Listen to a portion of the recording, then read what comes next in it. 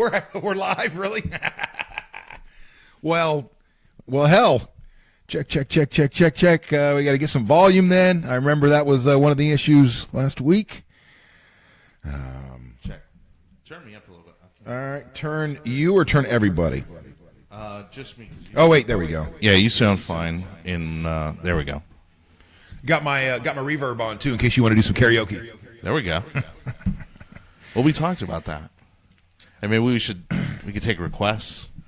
You know, it's like, can you sing? Oh yeah, you can sing. I heard you sing. Yeah, we can do that. What kind of a question is that? Yeah, I last Wednesday night, Johnny came out to my gig at Park and Rec, which is every Wednesday night doing karaoke night, and I was very impressed. Well, when you can sing like you can sing. Everybody else was watching some baseball game or something that was happening. The week before, we started at 8:00. It's 8 till midnight, and had somebody sign up to sing at 8:00. First person sang at 8:00, and then I'll rotate. I don't just go back to back to back. I'll play a song in between, But every other song for the rest of the night was somebody singing karaoke until like the last 15 minutes or something. Yeah. And then last week with the World Series on. Man, I think Johnny sang, I sang, and like 3 or 4 other people, and that was about it all night long. It was. It was almost just a Fisher and Johnny concert, which wasn't too shabby. Which is that? All right, well, we can do a Fisher and Johnny concert right now. Any requests? I know. Well, we already got some people liking and commenting, and so good morning to those guys. Good morning, early risers. Yeah, we'll be looking at the comments here shortly to make sure the audio's okay. So now that we're live, are you on Facebook? Can you see that little meter, the audio meter? Make sure that thing's peaking or close to peaking. Well, it sounds good and it looks good on my end, but it did last week too, right? And so that wasn't a good indicator. So for the people that are watching, give us a heads up. Let us know how it sounds, how it looks. All right, so how about this? Now, one of the things I'm curious about is if you and I start playing this song, and will we get flagged on Facebook? I think as long as we talk over it, I think it's okay. What if we sing over it?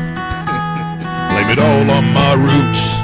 I showed up in boots, ruined your black tie affair. All right, is that the screen? Is that what's live, or is that just that one camera? Yeah. All right, there we go, so the people can see. I was the last one you thought you'd see there. Now you pick it up because you can sing. And the fear in his eyes when I took his glass of champagne.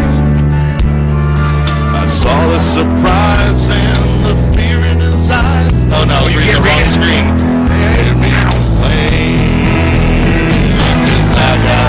It's really hot though. All right, really hot? Oh, there we go. Ow. I hope you guys saw that. I think the camera was on him. I would turn my head and all of a sudden my neck popped. And this is a good place to bring in some old advice from my father. Don't get old, kids. Don't ever get old. I hope that's not a sign that maybe we shouldn't be singing. Well, that's probably what it was. The universe just pinned. It was a in the back of the neck. Hey, quit that. You know better. Why are you? The only gift I gave you was the gift of gab, and now you're trying to sing. That's right. I don't know. All of a sudden, stay in your lane. That was me being God there in that moment. Stay in my lane. All right. So you and I can pound out some karaoke if we needed to. All right. Let's get back to this. I'd like to talk about this right now. You can bring it down even a little bit more, and because I can turn it up here, so that way it's cleaner coming from you to me. All right, so turn this down. Yeah, a little technical stuff for those at home, but yeah, turn that down so we can and I can push out a cleaner signal here. All right, check. Test 1, 2. Check. There we go. Check. You feel pretty good about that? Yeah. I can give you some more low end. Kimmy's right, and she goes, I haven't had enough coffee for that. I'm sure she's talking about our singing. I'm sure. Very excited to talk about the show direction today, show names today, and, of course, we'll get into some of the topics of the day as well. Another mass shooting here in America. Jeez. Why are you giggling, Fish? 26 people dead, confirmed? Or is it 28 now? Where are we now? Somewhere in there. and 26 people dead, 20 others injured. And what I find fascinating, before we get into, we're going to get into it. We're getting into it then. All right, we're getting into it. Are we just previewing it? Go ahead. Oh. No, go ahead and say what you're going to say. I think like with Kimmy on the karaoke, I don't know. I think it's a little too early for that. Okay, well then we won't get into that right now. I'll save my comment for when we get to that. All right. But I do want to get to back to that email there. Here we go. Look at that. Look at that fanciness. The audio's good. Visuals are good right now. And thank you so much for those of you that are clicking into Facebook and going, what the hell is Fish up to these days? That's right. This is what I'm up to these days. Over at Bake More Pies in Tampa, and a beautiful production facility. Even though you're a production, you're more than just a production facility here. You guys help people put together marketing plans and make sure that they are utilizing their digital space properly. Yeah, that's right. It's a full-service digital marketing and advertising agency. All right. So Facebook, Google, Yahoo, Bing, all that stuff. And for right now, we've carved out a little. Can you put a shot on yourself real quick? Because last week, or on Friday when we did a test show, it was great because Johnny is controlling everything. Jonny Torres is controlling everything. And he was leaning over the controller and just feeling things out as we were live. That's right. And so if you guys were a little tighter, which I could still do. No, I don't think you don't need. I think I like that we have wires showing, for lack of a better term. I know that in this day and age, people like to be really, really slick. Right. But I kind of like the approach of, when you go into an old building or in a house or something and you rip the ceilings down and you're exposing the ductwork and duct. Sorry, well, that's right, and that's cool too right now, right? Right. So I kind of like that. And exposing the ductwork. But this is I guess more or less kind of how I was set up last Friday, right? We're kind of just chilling here, but it's very discreet. There you go. Now show the people how you're. See, now this week we can see your hands. Last week I was crowded over because of the way the mic. I was trying to be in my radio. Trying to make sure I keep my radio skills up to par. I was having to lean into the microphone. I thought you were doing it on purpose to cover it up so people couldn't see what you're doing. Like, hey, man, show them what you're doing. No. I was wanting to make sure I get up nice and close to the microphone so everybody can hear me, and so it created this effect where it looked like I was trying to hide what I was doing. Meanwhile, I'm just hitting with my fingers, almost kind of blindly camera switching. I'm giving you a little bit more bottom end over there. Yeah. No, it sounds good. How do you like that microphone, sir? Oh, man, I love it. Thank you. This microphone here was a microphone that was given to me and Jesse Cage in the F&K podcast by a good friend of ours, and he gave us a few. And these are not cheap microphones. Definitely not. And they were a donation. It was it meant a lot to all of us. It means a lot to all of us. But there is an extra one. And one of the first days that I was here touring the facilities, I guess the first time that I set up to do a broadcast or a Facebook Live thing in here, Cords, one of the owners. Yeah. And by the way, for those of you, Cords, because it took me a while to figure out what his name was too, and I would see it written down at Cordes, like Cordes or something. Cords. Right. And the first few times that you guys I'm trying to figure out if you are calling him by a nickname, or I'm like, what are they saying? Are they saying Cords? His name is Cords? So Cords, one of the owners, made a comment about my microphone, microphone. It's French, in case anyone's wondering. Okay. Yeah. Cordes. No, that would be Spanish. And this particular microphone is Electro Voice EV, and this is the RE27, one of the older models. Yeah. But this is a very popular microphone in the radio industry, or at least it was for years. I think pretty much every radio station I've worked at has had these. Yep. But they're not, believe it or not, they are not made for this. That's not what they were made for. Do you know that? No. Do you know the story? Do you know what that microphone is made for? No. Kick drum. Really? Yeah. It's made to go right into the kick drum. Boom, boom, boom, okay. boom, boom. But that's one of the reasons why radio guys love it so much, because you can get right on top of it, and just blow this mother effer up, and the microphone will take it. It won't start going like some of your more sensitive microphones, and also it gives you a little bit more. It brings out the kick drum in your throat.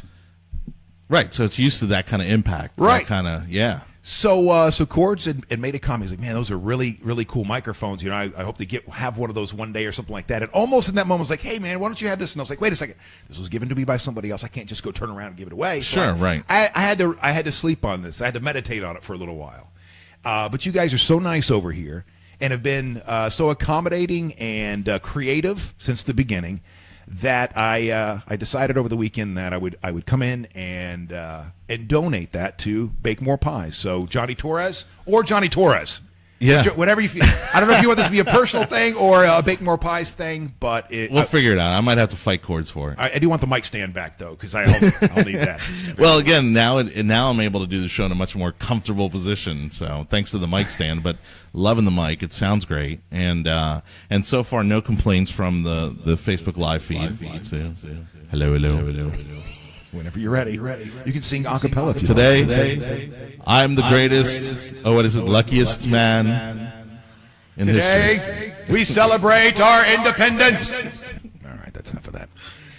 Let's go over some of the inner workings of the show really quickly before we get into the depressing news of the day.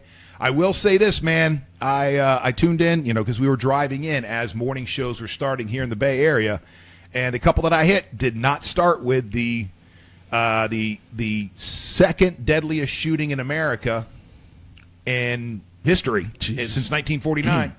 And I think it is because on the really side of things, especially the FM side, AM will deal with the heavier issues, but on the FM side of things, it is about escapism. You tune into the radio in the morning because you don't want to. People are like, I've got enough at home. My wife's all over me, or my husband's all over me. My kids disrespect me. I got to go to work where I'm not appreciated. You got enough anxiety in your life, so when you wake up, you turn on your radio. You want to hear some songs, and you want to hear your favorite morning shows playing stupid games, and I get that, but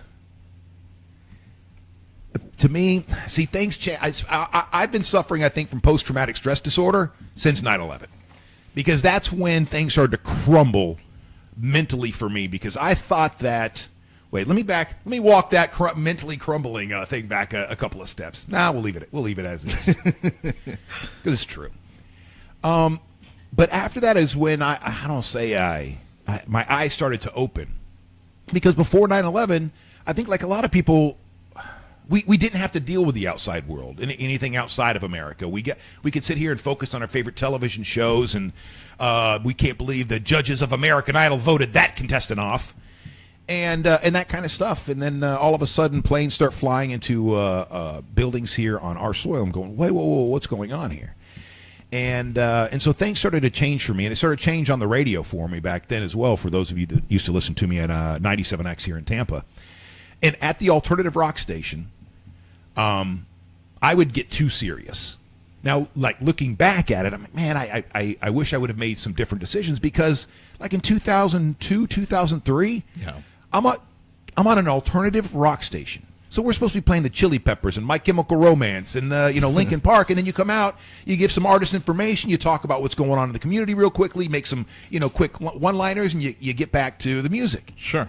But for me, I could not reconcile that in my head. Yeah. I'm like, wait a second, there's Iran, because when I went down that path after 9/11, it was more than just those who flew the plane. Then you're starting to learn more about that entire area, entire region, North Korea, Russia, and then and as time went on, I was trying to figure out ways to incorporate but the more serious topics into what we were doing. Now, luckily, I had a couple of great producers, starting with Seth Kushner, and that mother effer would not allow me to stay on those subjects too long without, giving it to me or trying to jerk the wheel back the other way. Sure. And I think part of that dynamic is what made us, or that dynamic is part of what, made us successful, that kind of, that give and take, that back balance. And forth. Sure. But fast forward, then we had the market going to shit in 2008 and the world on the brink of collapse. And it reminds me just how volatile, or I don't know, maybe volatile is the right word, or we're not as stable. The world economy is not as stable as we thought it was. No, definitely not. And it seems like, we're just a couple of little tweaks of something happening in Romania and North Korea. Yeah. There's no Romania, right? There's no Romania anymore. Probably not. Well, we're Americans. It doesn't matter. Just waiting for Franz Ferdinand to, get executed. And just a couple little things away, glitches away from a collapse. And so it was really hard for me to get on the radio every single day and play that role, act like there's nothing going on in the world, and just sit there and talk about what we used to call surface content, superficial surface content. Just give me the frosting is what they would say. Just give me the frosting. Sure. I don't need all this other stuff. We got to get in, get out, give me the frosting. And I could not reconcile that. I will say that it had probably a similar effect on me. It started to change my entire view in the world. I mean, you figure, I'm an 80s baby, right? Born 1980. And we were pretty badass. I mean, people want to give Trump crap for this whole Make America Great Again, right? But you got to figure that if you are now in your 30s, or even in your 40s, the 80s and 90s were pretty damn awesome, and you did reach this level of patriotism and confidence as a nation where you felt like you were invincible. Right. And to see that, it had a lot to do with our pop culture because we could go to the movies, and watch everything from Rambo to whatever Rocky. Yeah. Why'd I just pick two Sylvester Stallone movies? Thanks, Sylvester. If it wasn't for Sylvester Stallone, I wouldn't be the patriot that I am today. If it weren't for Red Rocky, Dawn. Red Dawn was another one. No, you're exactly right. But we're also in a time of a great economic prosperity in the 80s and the 90s especially. Sure. And so, I think we started, I know I did. A lot of us started cruising along going, all right, well, this is cool. And, while the rest of the world, or not the rest of the world, but a lot of the world is struggling, dying, we become kind of we're not oblivious. I mean, we got the commercials every single day for 52 cents a day. You can help do this or help do that. I would say that as a country, we're very ignorant to the world around us. Most people can't point out most of the countries whom we are in conflict with on a map. I can't even point out who we're friends with. But I'm one of those. I'm not cracking on anybody. I mean, I would imagine if you and I sat down and really started going over the X's and O's of modern day politics or even history, I'm sure you'd whoop me soundly. But it's taken a lot of work to get to that point, and it took something like 9/11 to spark that fire. And so, again, having been in radio, all I wanted to do was be a top 40 DJ. That's it. That's all I wanted to do. All I wanted to do was play music, talk to artists and celebrities, and I was going to be a happy man the rest of my life. After that, I realized that none of that mattered, and that pretty much ruined my radio career on the music side, because at that point I was like, this stuff doesn't matter. It was difficult for me as well. I know what you're saying, and I think that's one of the things that hurt me was I was trying to figure out how to bring those worlds together of entertainment and the serious issues of the day, and you can't do that in a music format. You got to find a talk station or an AM station, a format like this. And I don't want to sit here and I can't because I don't believe in it, and just do nothing but instill fear into people all day. No. While you're sitting there paying attention to your Black Eyed Peas and your Taylor Swifts, here's what's really going on in the world. That's not what I want to do at all. Matter of fact, I want to be able to talk about the serious issue today and have my inappropriate jokes. But I think to also illustrate to people. And this is maybe getting a little geeky on the radio side, to illustrate to people how much of an impact this had on us as a culture and as a society. I mean, there was another prominent Tampa-based radio personality who was incredibly funny on political talk radio, and in my opinion, he started to go off the deep end at that point. Do I know who you're talking about? Yeah, Glenn Beck. Oh, Glenn Beck, okay. I mean, Glenn Beck was one of these guys who had a phenomenal talk radio show. Yes. Was covering all the topics of the day, was hilarious. Yes. And great storyteller. Yeah, and once 9/11 happened, it completely changed him. You're right. And he's never been the same. You're right. I Glenn Beck to me, I think, is a very interesting personality. Like I like watching his, what do they call it in the TV? His arc. Yep. His arc. Because he's changed a couple of times since 9/11. He got really, he was heading over to Israel to bring on the end of times or whatever the hell he was trying to do. Yeah. But I think he's changed from that as well. I would say, in the last 2 years. Yeah, last couple of years. Yeah. And he called me once. Really? Yeah. After 9/11, because I used to listen to him like you did. Yeah. And he got a deal, a syndication deal, that immediately put him like on 100 radio stations like that or something ridiculous. 50, 100 radio stations. Right. So I just emailed him. I said, hey, listen, out of all the, because I listened to it, when I got off the air, I'm doing, mornings at 97X, playing alternative rock music, interviewing the alternative bands of the day, doing crazy bits, stunts and stuff like that. But when I got off the air, I didn't listen. I didn't go search for that kind of content. I needed to listen to people talking about substantive things. And I think I added another syllable into that word that didn't need to be there, like usual. Substantive things. And so the only place you could find that, only place on the radio you could find that is where? AM. AM, that's right. So, but there's a lot of bad talk radio out there. Oh, yeah. There's a lot of bad syndicated talk radio out there. Well, because what most people don't realize is, especially in radio, I mean, at that level, right, once you flip to the AM side, it's really hard to quantify your audience, and it's really hard to justify the advertising dollars, and so, those stations really struggle for and fight for every single advertising dollar they bring in. Well, right, because even, you take your biggest guy, your Rush Limbaugh out there. Well, you can go, if you're a sales guy, you can go, hey, listen, he's got great ratings. He's got equal ratings with this place, and this place. And like, okay, yeah, but, there's a certain audience that or demographic that goes along with that as well. And so do we want to be a part of that demographic? Of course, there are plenty of advertisers out there that do. Mm-hmm. But it is not as, open and mainstream, obviously, than other, if you're doing your top 40 radio station, your mix 100.7s and that's right. Stuff like that. The 70s, 80s, and today.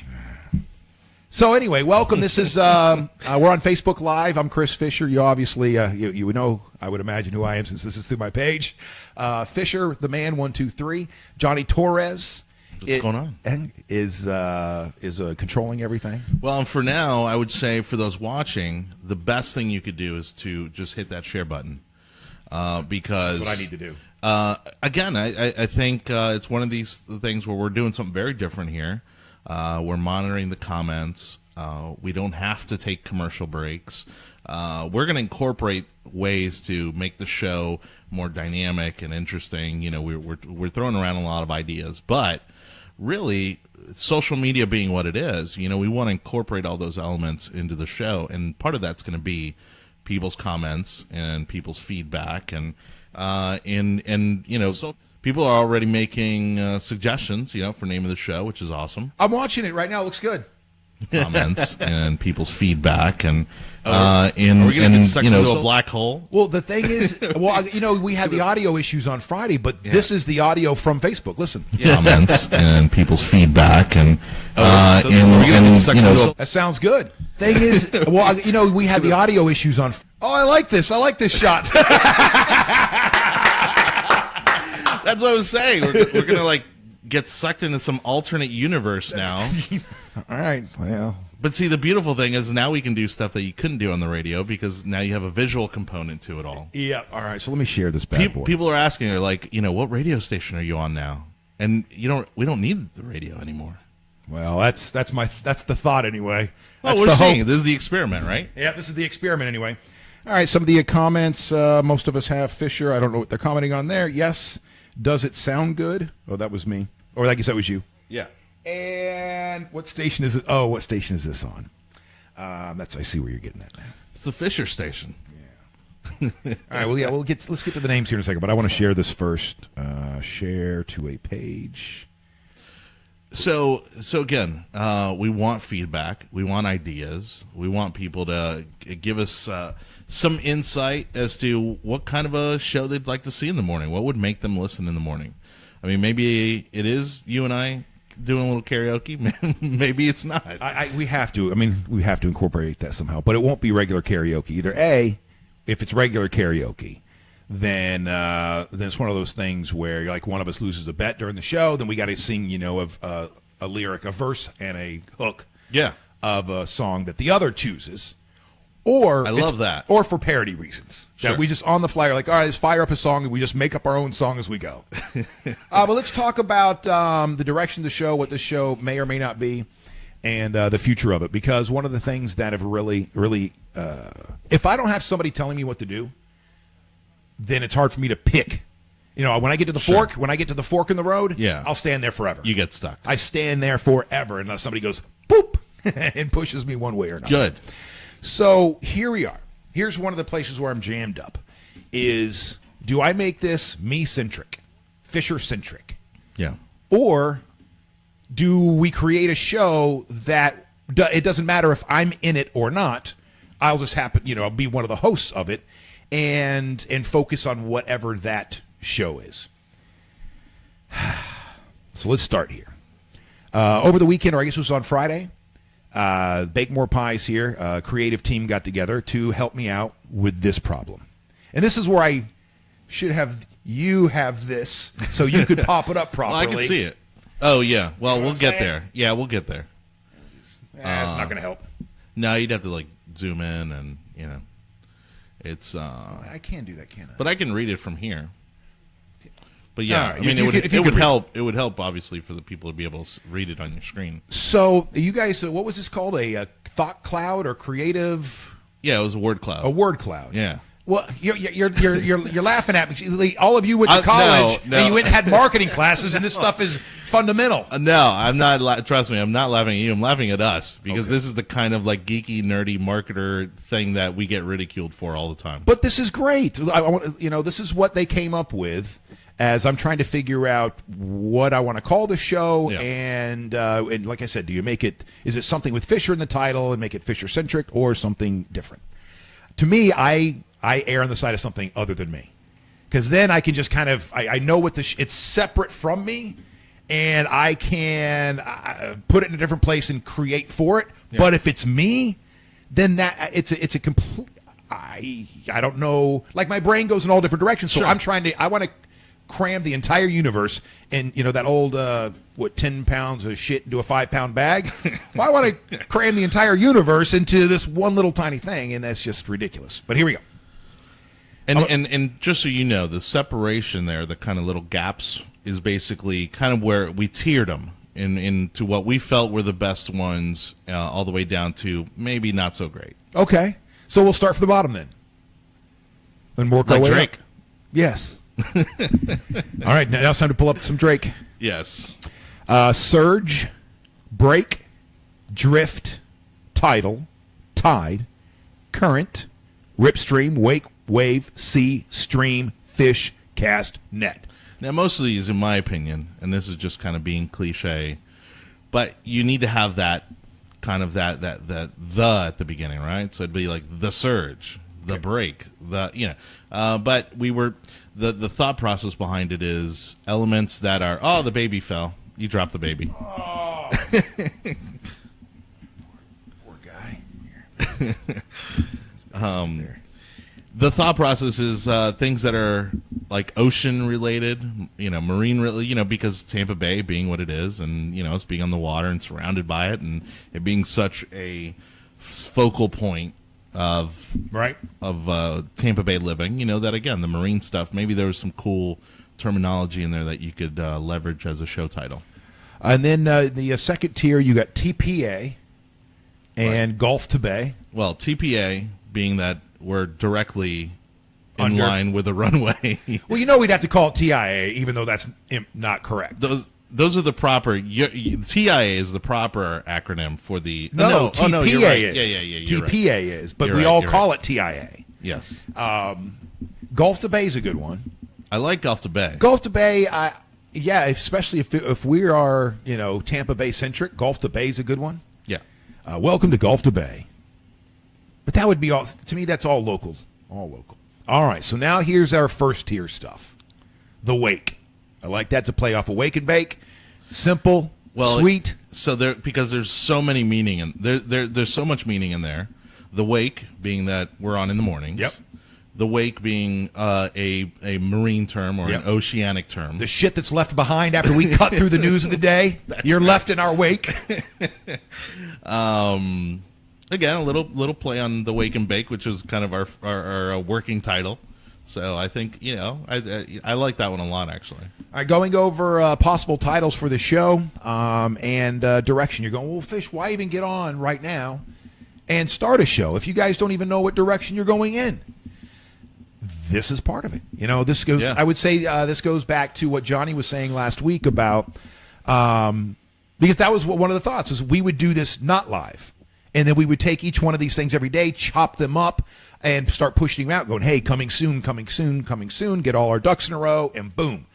And then Johnny had brought up, well, this isn't radio. If you have a radio station, you already have 100,000 people listening a week, then promos make sense. Yeah. Because you're letting them know 100,000 people a week that a new show is coming. But when you have, well, I guess technically I got 3,500 people on my Fish of the Man 123 page. Sure.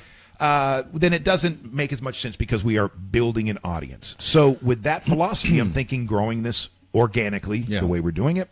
For those people that come in early, those people that have been with me for a while, every time I've jerked them around quite a bit over the last 5 years. They get to see this part of it, become a little bit more impassioned, personally involved, hopefully. Well, I think people find that part of the process very interesting because I hope so. Until recently, it was a part of the process that you didn't get to see, right? Like when your favorite radio personality lost their job for whatever reason, format change or otherwise, that's it. They just vanished. Yeah.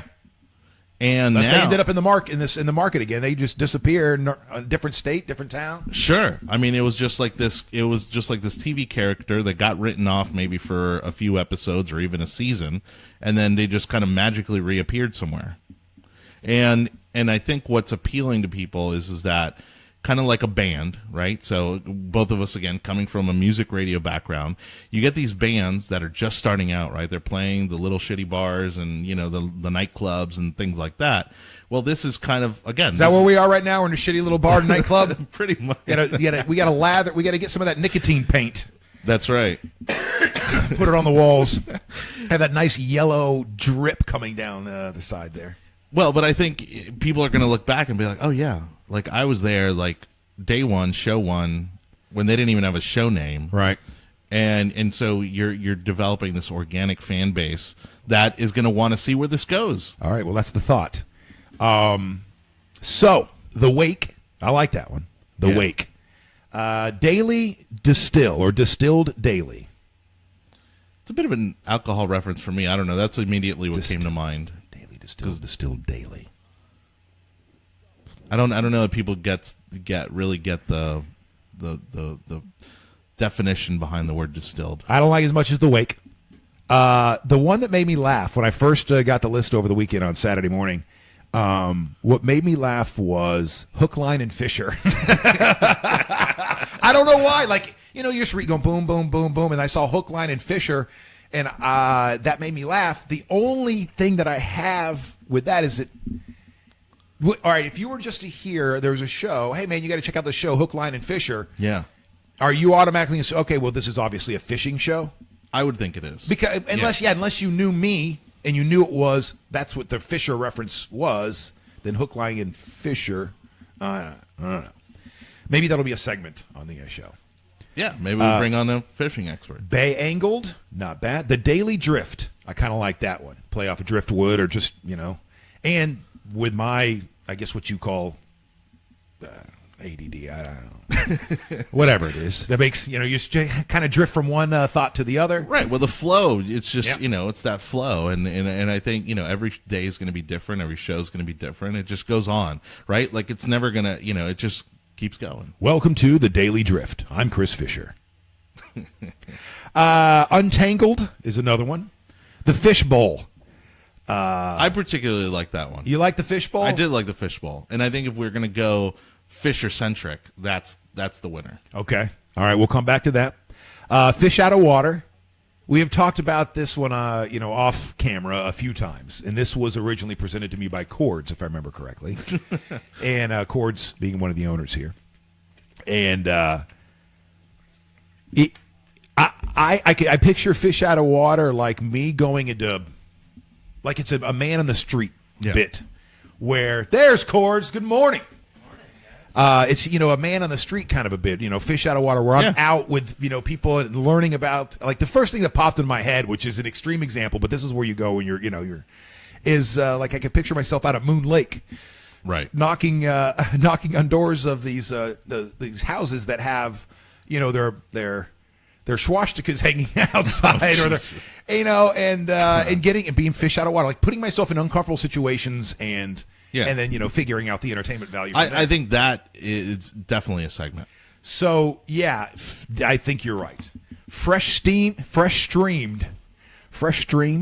and the upstream. The upstream's not bad too. I do like the upstream. It's got a very kind of, not that I am in any way, but it's got a very kind of hipster feel to it. The upstream, like kind of a very cool, fresh, like very kind of new feel to it. All right. So now let's talk about some of the things that I had in my head, because they're not Fisher centric.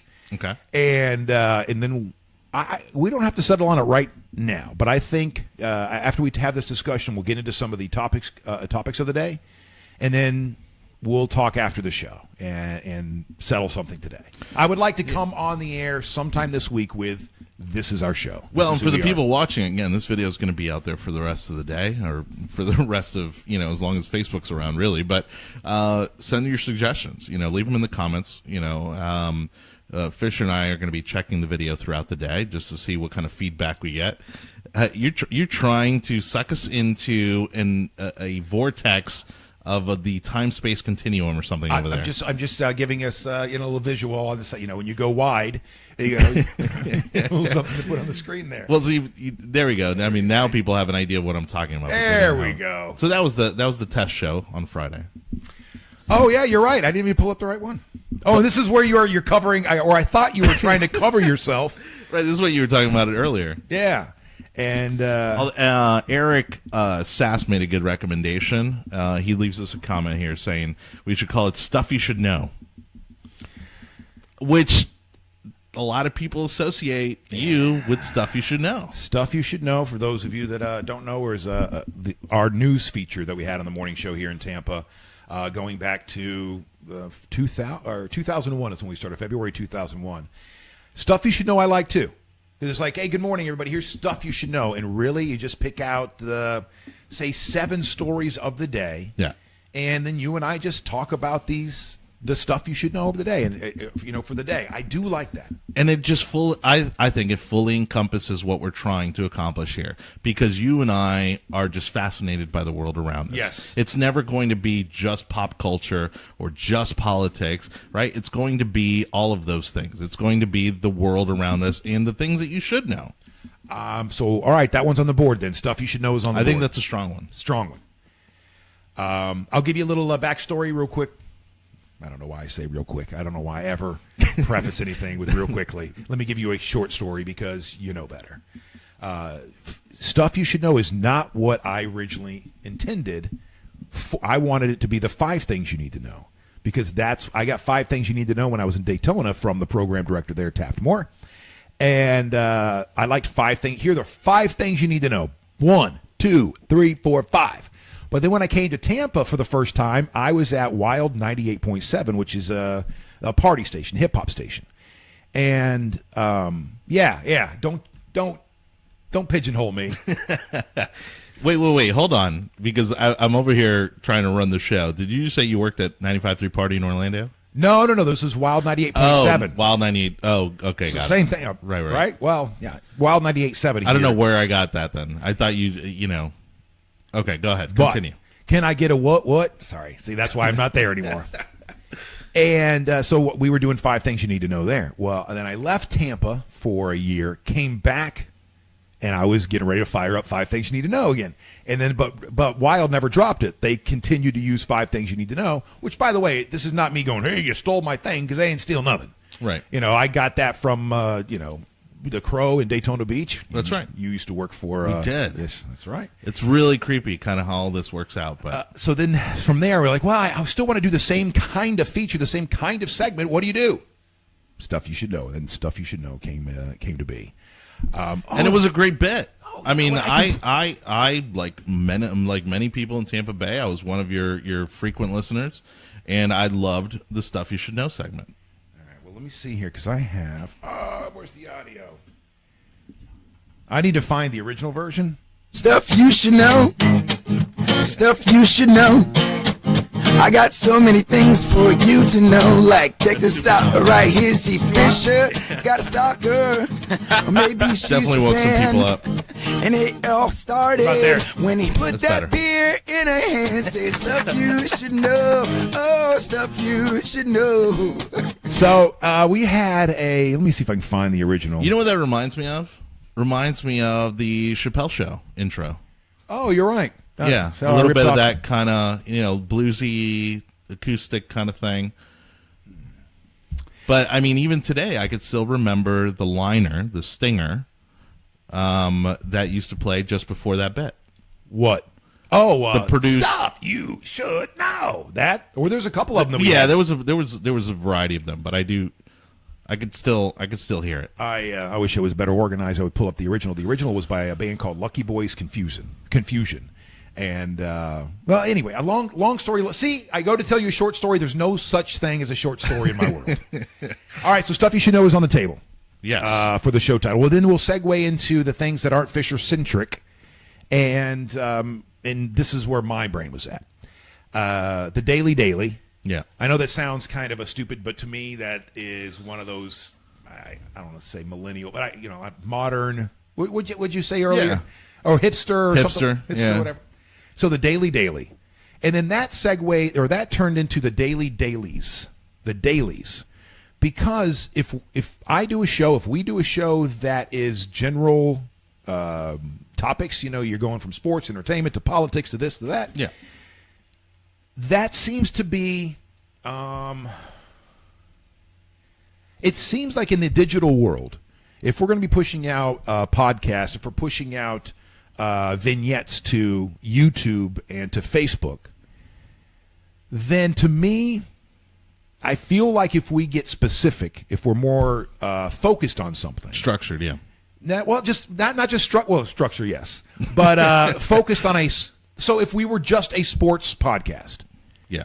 that's easier to get numbers for than if you were a general everything podcast. Of course. Because people know what to expect. Right, you're niche, and it seems like in that world, niche programming is more beneficial than mass programming. See, on the radio, That's been a big reason for, the reason a lot of these YouTubers and stuff go big is because they're niche. right, and they'll do even something ridiculous like Shriner was telling me. There's some woman, I guess more than just one now, where all she does is open new products. That's it. Oh, the unboxing. The unboxing. Yeah. And it's That's not- huge. yeah. Unboxing is massive, and I don't get it, but it's a massive thing on the internet. And I was pressing like, so wait, so you like? He goes like, you only see her hands, you don't even see her head or any face or anything. She's just unboxing. I'm like, well, do you see her cleavage or something? Is that a reason? Is it a hand fetish? She goes, no. He goes, people will sit their kids down in front of this, and it excites the children as well. Every time something's unboxed. Huh. And it'll be a babysitter for them as well. But anyway, these people have millions of people following them, and all they do is unwrap stuff. If I were a kid, and again, it goes to show you the disconnect, right, generationally. But if I were a kid watching somebody unbox something that I want, that would kind of piss me off. I think what they're talking about is like the 3-year-old. The 2 so it's just, Sure, right, yeah. everything's new. I don't know. Well, yeah, like my daughter gets excited by the big box, right? And then she wants to crawl into it and she wants to play in it. And then, like I even cut out windows and a door and all kinds of stuff. So I get the box thing at that age, right? And maybe but you don't get millions of YouTube views from 2 and 3-year-olds. No, you're right. It's because there's weirdos watching it as well. Well, I mean, to that point, and I'm sure we'll touch on it maybe more in depth on another show, but there is a thing over in Japan or something like that, because that's where all these weird things go on. But it's girls, and again, nothing sexual about them. They're just sitting there in front of their laptop, live streaming, but they sit there and eat. And guys will send them food to just sit there and watch them eat. I mean, that is in the fetish category. Yeah, but it's not overtly sexual, I guess, is my point. It's not sexual to. I was about to say normal people, but I don't want to be, it is not sexual to your average person. Right. You're not getting turned on watching somebody eat food. But I guess we'll put that in the category of to each his own. Okay, so the dailies, here's my thought on that. I want to run this by you guys. So the dailies would be the vignettes. And by vignettes, what I mean by that is, we're going to start every day about 7 o'clock and go no later than 9. So let's call it a 2-hour show. Then throughout the day, I can edit these down into segments and send them out in 1 minute, 3 minute, no more than 5 minute clips. Right. Because of the way that people tend to view content online. Yeah, I mean, it's known, the most popular view time is under 2 minutes. Okay, so there we go. So Online. 2 minutes or under is what I'd want to do. And so those would be the dailies. Yeah. And each one of them would be packaged. So there'd be your sports dailies, your entertainment daily, your political.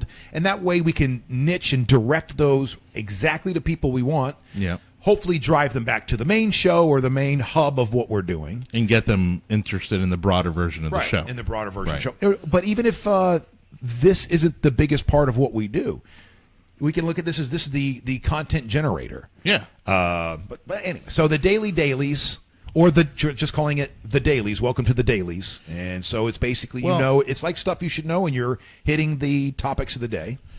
Well, and Jessica leaves us a comment saying the daily sounds newsy, like the Daily Show. Okay.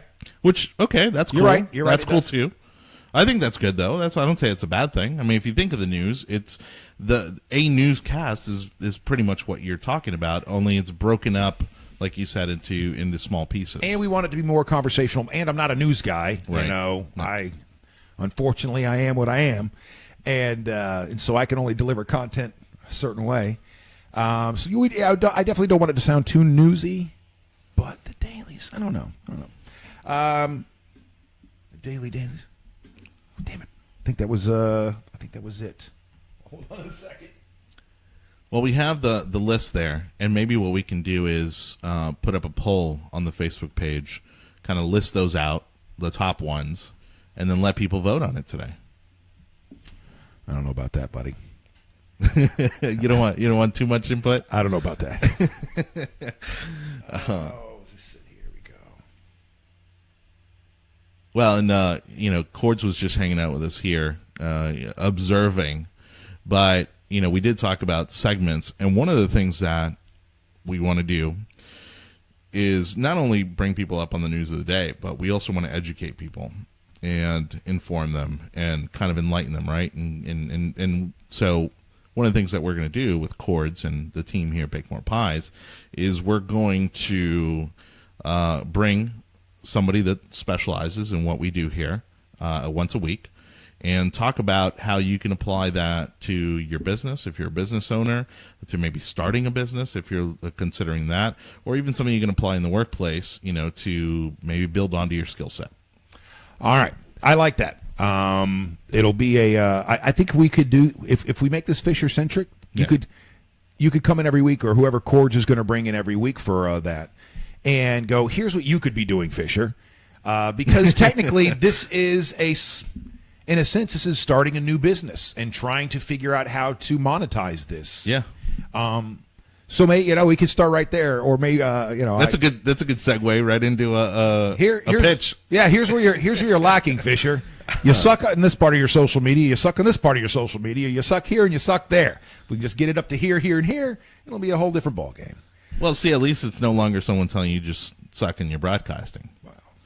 It'll happen. It'll happen again. Okay. I'm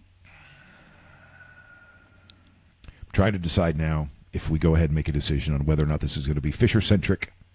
Well, there's a part of me now that thinks that I should just go ahead and own me, and make it, the Fish Bowl or one of those, something like that, and just go and just. Well, I don't think your name, again, it's always going to be, regardless of what the show name is, it's going to be with Fisher, right? And so I don't know that the name necessarily has to incorporate your name. I think if it's catchy and it works, sure. But I mean, the fishbowl I think is catchy and it's easy, and then the association's automatic. But you're still going to say the fishbowl with Chris Fisher. Okay. All right. The baby in the background here. You got to love it. And we are going to be using that. We didn't even address the background Wait.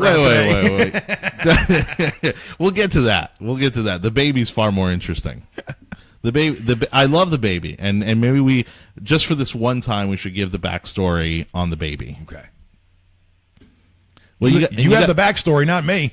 So it's not, it's actually not particularly hilarious or interesting. I mean, this was Cords' Halloween costume. I saw these at the Halloween stores when I was out there purchasing my Halloween costume, and I'm just going to leave it right there on you because it's hilarious. And we were looking for little props and stuff to kind of dress up the basement here. And I think it's hysterical, and we should probably get some more of those. But that's gonna, I think, be our rant face, right? That's gonna be now, the guys on pardon the interruption. They don't have a baby face, do they? We're not. I don't. They have so much crap in the background. I don't know. I mean, I love that show. I mean, that was like. And I always said, I was like, if I had a show, that's kind of how I'd want it to look, with all those kind of little bobbleheads and cutouts and things like that. And so slowly we're incorporating more. We got your radio here, your old timey radio, which I think is a great place to cover up the not so good looking soundboard there. Let's see. Put a microphone here to look like the baby speaking into a microphone there. There you go. But that's going to be the rant mask, right? So whenever you go into complaining or ranting, when I start sounding like a child, complaining about something I can't control, then I'll put that thing. You make sure you signal. Go. You're don't keep talking unless you're going to put that baby mask on. I'm going to keep you in check on that one because I want to use that thing whenever possible. All right. Well, let's go over a couple of the news items of the day. It's now 8 o'clock, so I think we can go ahead and lay into that. Baby mask. I'm going to keep. I'm telling you, Doc Brown's going to show up. And he's got to be like, guys, you've been messing with the space-time continuum. I'm sure. All right, another shooting over the weekend. Let's go to CBS News for this. Devin Patrick, what we know about this guy. The suspect who opened fire inside a South Texas church has been identified as 26-year-old Devin Patrick Kelly. As far as I know this morning, they still don't know a motive. Although, if you go to Facebook, there's plenty of people who know his motive. Oh my God, I love it. You love it when the experts come out on Facebook. They're all of a sudden they're forensic experts and psychologists and. Authorities on Sunday only identified the suspect as a young white male. They said he was dressed in all black and tactical gear when he opened fire at the First Baptist Church in Sutherland Springs. After a car chase with police, the suspect was shot and declared dead. It's unclear if the suspect shot himself or he was killed by a resident. The shooting left at least 26 people dead. 26 people dead and 20 others injured in what the Texas governor described as the worst mass shooting in state's history. This guy was a former U.S. Air Force member who served from 2010 to 2014. Records confirm that he previously served in logistics readiness in New Mexico until his discharge in 2014. He was court-martialed in 2012 for 2 counts of assault on his spouse and assault on their child. He received a bad conduct discharge and confinement for 12 months. I know there'll be focus on that. We'll start right there. Looking back, so now does the military, if they end up, if somebody gets a bad conduct discharge because they were beating their kids and wife, do you go on a list and you're not allowed to own weapons? I think that's already being talked about. Again, I'm not even going to fake knowing this kind of stuff. I mean, I believe that is already the case in some states. Oh, you're right. I think they said in 26 or 28 states, they do already have something like that. If you are accused, or not accused, but convicted of spousal abuse, child abuse, that kind of stuff, you're not allowed to own a weapon. Which makes perfect sense. Of course. Officials say that the suspect lived in San Antonio, doesn't appear to be linked to any organized terrorist groups, and doesn't have any links to that particular church. Yep. They said that it looks like maybe somebody in their extended family has a link there or something, but that seems like it's reaching right now. It's. I mean, I think it is what it is. This guy obviously snapped. We don't know why. But you're laying out. You go, well, this guy obviously snapped, and we don't know why. But if this guy was screaming Allahu Akbar, we wouldn't say he snapped, and we don't know why. We go, oh, it's because he's part of a religion of violence, and Sure. this is what they do. Right. I'm going to sit here and say that this guy, that the guy that drove the truck and killed, was it 6 or 8 people in New York, was last week, and the guy that was in Mandalay Bay mowing down people from his position, I'm going to argue all 3 of them are the same. Fundamentally, all 3 of them are exactly the same. But we are looking for the frosting on the cake, for that one thing that separates them, so we can focus on that and go, oh, well, that's the real reason here. So after the deadliest shooting in American history, what happened? Mandalay Bay. Not a...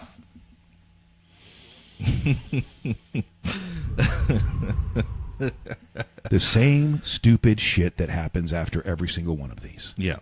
What happens after the guy kills 6 people in New York, runs his vehicle into some people? Well, now the president is ready. See, we need more extreme vetting. The problem is Islam. We need more. We can't allow this in our country. That's bullshit. It's bullshit.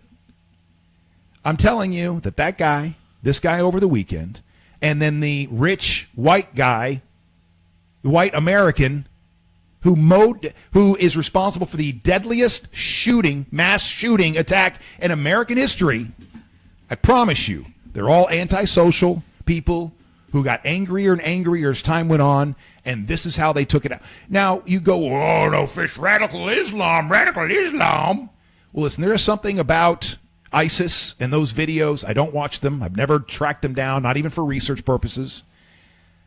That's not the root or the cause of anything.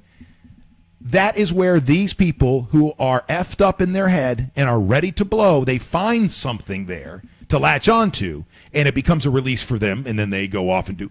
But if there was no such thing as religion for these people to hang their hat on, any religion whatsoever, that still would have happened, and the motivation would have been coming from a different place. But I'm not an expert. I really am just spewing, just like everybody else is. But the only time that we address a killing, a mass killing, the only time that we address it is when somebody is yelling Allahu Akbar. Outside of that, we brush it under the rug as quickly as possible, and just like the president, look what the president did. What did he do? Well, this is a mental health issue, quote unquote, mental health issue, talking about what happened on Sunday. Then why did he say this was a mental health issue last week? Because that's Islam, and we hate Islam. And so if I say that this is an Islam problem, then everybody agrees, and it's okay because we're in America, and this is what we think. But it's not. Was it an Islam problem yesterday? Nope. Was it an Islam problem at Mandalay Bay? Nope. I think where people differentiate these incidents, because I agree with you to a certain extent, there has to be something wrong with you to follow through with something like this, right? I think where people differentiate the two is the fact that you had the guy in New York City, directly or indirectly, somehow was told to do this, to act out, to commit some sort of action, right? These guys who are affiliated with ISIS and these radical Islamic groups are directed to commit these sort of acts, whereas the guy in Vegas and this guy yesterday, they took it upon themselves to commit these crimes. There's something about that religion, I don't know what it is. There's something about a part of it that is a release valve for these people. that it gives them cause, it gives them purpose. Going, oh, I there's nothing wrong with me. It's the entire world, and the rest. I need to blow up the entire world. Yeah, it's a severe misinterpretation of the Quran. I don't know if it is or not, because I know in the Bible that I grew up in, if you wanted to find excuses, if you wanted to find things to support your blowing up the outside world, you can find it in my old religion, your religion, and you go back to the Old Testament. Listen, it was Moses was doing God's work when he slaughtered everything from northern Egypt to the Promised Land. You know, and so these people think they're doing God's work as well. But let's remove Islam, which religion. I mean, right. I mean, Islam just happens to be the religion of the day, but you could almost go back into history where nearly every religion has committed atrocities in the name of what they believe in. So my estimation is that the guy in New York City, we already know, antisocial, couldn't fit it, whatever it was getting angrier and angrier at the world, and then he found Islam to help him, get to the next step. All right, what about the guy at Mandalay Bay? He's a millionaire, a rich white American who he could go anywhere in the world anytime he wanted to. He could do anything, have anything he wanted. He sat there at a poker table or gambling or whatever he did every single day, just getting angrier and angrier and angrier, getting more and more trapped in his own head. He didn't need a religion to attach himself to. He made up whatever reality in his head, and we will never know the man's motive.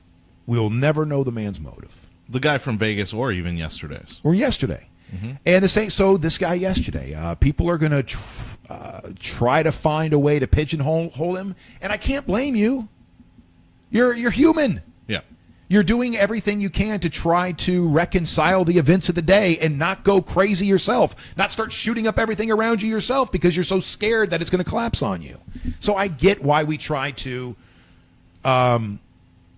pigeonhole people as quickly as possible, because then we can compartmentalize them in our psyche and move on to something else, because in the end, you're stressed out. I'm stressed out. Most people have anxieties when they're waking up in the morning. It's going to be a long-ass day before they're back home again. And it's hard to take on the anxieties of those in Las Vegas or those in Texas or New York. So I get it. But if we think that it's as simple as... Well, and if we go down this path, I mean, we'll stay on this topic for the next hour, but... I do hear my friends, right? So we talked on Friday, right? My political leanings are well known. I was on Channel 8 over the weekend, and I'm glad this story didn't break while I was there, because it's incredibly difficult to talk about, especially when things like this happen, to try to make the case for why the government shouldn't just come and take everybody's guns, right? And so from my liberal friends, because I don't close myself off in a bubble like a lot of people do on social media, they're tired of it, right? They're sick and tired of things like this happening, and they're like, what can be done about it? But the truth of the matter is that there's no perfect solution, because, again, a guy that was seemingly perfectly normal, wealthy, right, a contributor to society, right, maybe not... I don't know if he was or not. Well, I mean, economically, right? The guy obviously made a lot of money. Or I don't know if he was a trust fund, if he won it in a lottery and just sat there and gambled. I don't know what his deal was. Yeah, possibly. But at the end of the day, is again, I know what you're saying. Could you prevent this sort of thing from happening? And I don't think you can. I think you look at what happens in the countries where these kind of weapons aren't available, and these things sort of happen. Maybe not to the extent, right? Not to the numbers, right? Where you're hitting 30, 40 nowhere people. near the numbers, right? Sure, but you still got the guys that are going out there with knives and or acid attacks, or you're getting one or two people at a time. There, you can't mow down 50, 60 people in one fell swoop. Listen, one of the frustrating things is that when it comes to this, that the gun there is no gun discussion for the NRA folks. Even when we found out after Mandalay Bay that the guy had rigged that weapon up to be automatic using that bump stock. Well, the bump stock was a loophole. All right, there was already a law in the book or laws in the books that was preventing that automatic stuff. And it's worded a certain way. We go, oh wait, but if we build this a little device here, this bump stock, well then we can circumvent the law. That we can find a loophole in the law. Yeah. So you think after something like this would be one of those things where the NRA would come out and go, all right, listen, we're proponents of everything here, but you guys are trying to circumvent the law here. That's BS. And so let's go ahead and make these bump stocks illegal. No. They're not willing to give an inch on anything. Well, now, by the way, when I say NRA, I'm not talking about all gun owners because, listen, I'm from Florida and most everybody I know owns a gun. And most of them are not members of the NRA for one reason or another, because we got to remember that's a political group. They're not the great defenders of your rights. They're a political group with their own agenda, just like every other political group out there. Yeah, they're a lobbying organization. So the answers to our problems, these issues, are not, taking guns away from everybody. But when stuff like this happens, for the NRA to shut down any conversation about anything I can understand why the liberals are done. Like, well, what else is there? What else? Do you have an answer then? No? Well, then get rid of the fucking guns. Because other than that, you have nothing. You keep bringing nothing to the table. And if you're going to keep bringing nothing to the table, then get rid of the fucking guns now. And then, it will still happen. I promise you it's not going to happen like it is happening now. But we have the Second Amendment, and in order to do that, which can happen, by the way, but it's not going to, your government's not going to come for it. It'll be the American people. That means you've got 2/3 of the governors. Sorry, you're probably better at this than I am when it comes to, listen, we can amend our Constitution. Sure, we can amend our Constitution. So if it ever gets to the point where there's enough Americans that want this to happen, it will happen. But we are not there yet, and we are nowhere near that. And there's millions of gun owners out there. Right. And I think you'd have an all-out civil war over it. You think, so hold on. So if we go through a constitutional process, I'm not talking about all of a sudden there's an executive order and the government comes for your guns. You're saying that if we go through the constitutional process and then the governors sign off on it and, you get the 2/3 of that and the half of this and all the stuff that we need. Yeah.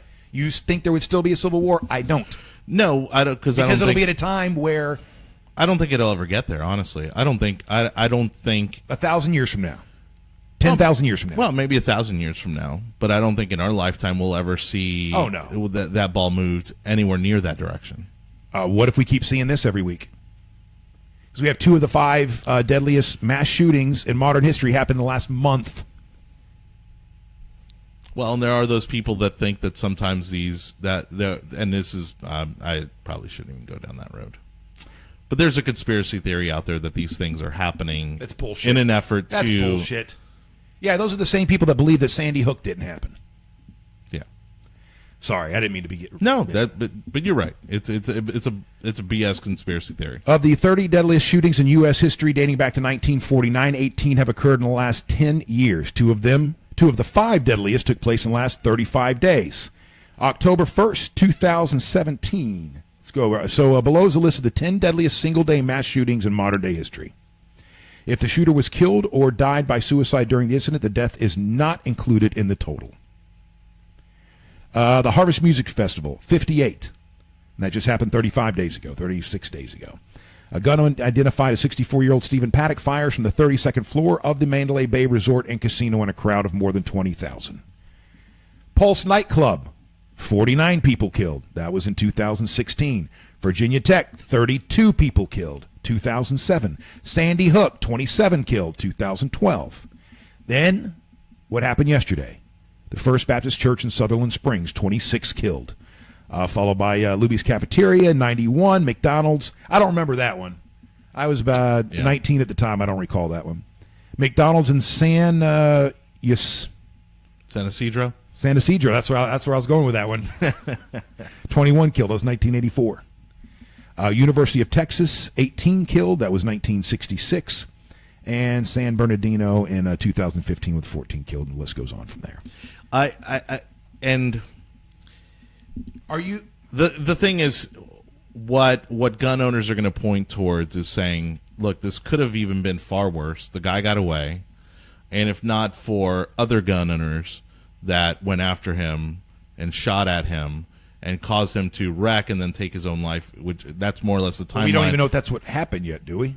That's the timeline as I read it in one of the stories I read. Okay. Is that someone started shooting at him, he started fleeing, got in his car, started driving, wrecked, and then when they found him, I don't know if it was the wreck or if he just took his own life, but that's where. The reports that I was reading this morning still had not confirmed whether the cops had killed him or he had killed himself, but that might have changed.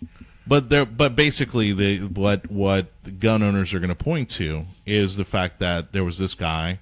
There's two things that happened. There's two things that happened here. So one was the guy who actually went and I guess went physically kind of went toe to toe with this guy. I guess trying to wrestle the weapon away from him or something to that effect. And then I guess at that point the guy fled the church, where another guy with a gun started shooting at him. Causing him to flee, get in his car, and then I'm guessing that's where the chase started. I don't have any answers, and I'm not. If you caught me, you tuned in right as I'm yelling, dropping F-bombs and yelling about getting rid of the guns. I know that's not, matter of fact, the mental health issue is something we should be focusing more on. Absolutely, but nobody, including the president, wants to go down that path and truly support what that entails. And we're at a time where technology should be the solution to helping stop some of this, right? To where, now these medical records could be available across state lines, and it could be readily available no matter where they apply to purchase a gun. I don't think that looking into someone's mental health is a violation of your Second Amendment, but as not your Second Amendment, no, but it would be a violation of other privacy laws. But again, and I'm a Second Amendment guy. I'm a Republican. I don't own any guns myself, but I support those that do. And Jason points out, well, if you ban a piece of the Second Amendment, then what's next? Is it the First Amendment? Hold on, we wouldn't ban anything.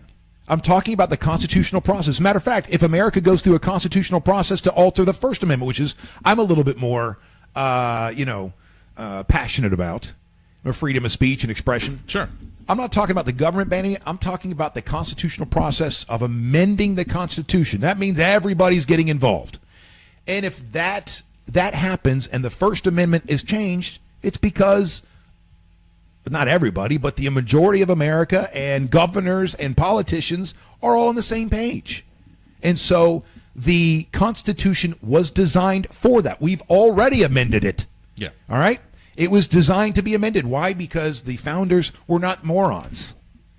And they knew that whatever rules they put in place in 1776 might not be the rules that this country needs in 2226. So there is a process there, but it is very difficult, as well it should be.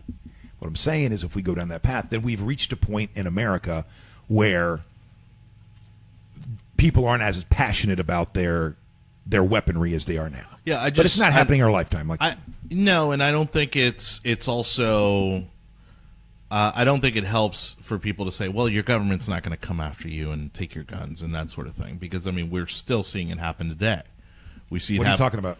Well, again, a lot of Second Amendment supporters will tell you that that really the Second Amendment was designed to prevent tyranny, to prevent the government from being able to establish an authoritarian or a dictatorship, and so it's a way for it's a checks and balance on the government, between the government and the people, and so.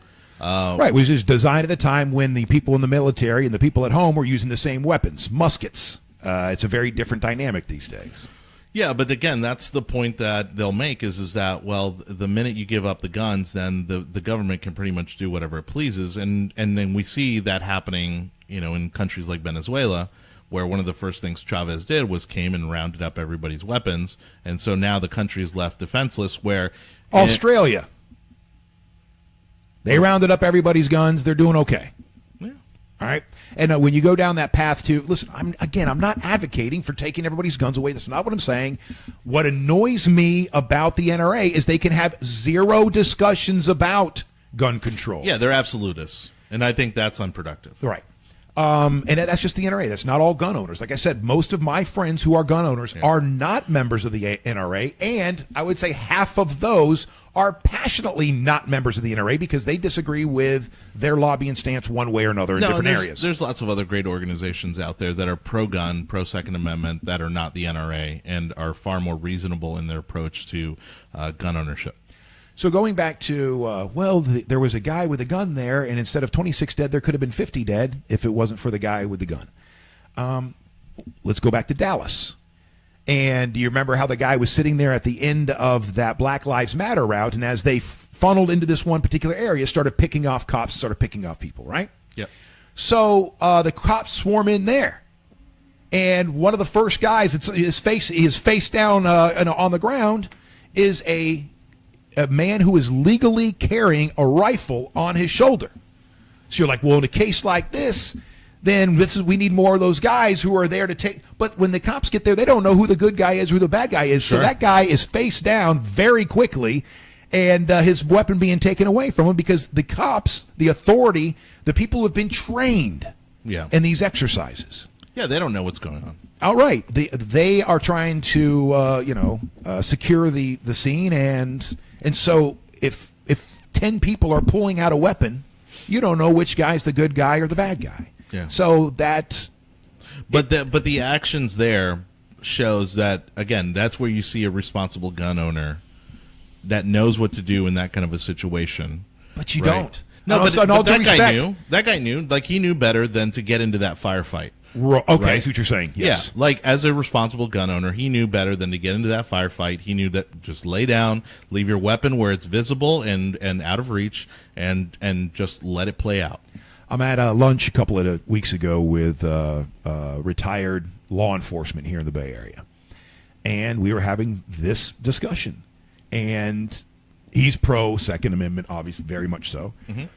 But talking about this, he said that his concern was with exactly what we're talking about right now. He has had hours upon hours upon hours, and I can't remember what he called it, a certain kind of training, basically these scenarios, so that when things go down like this, you're reacting the way you should be reacting, or in theory, if you've had enough training and it's ingrained, then you are simply executing what it is you're supposed to do in that moment.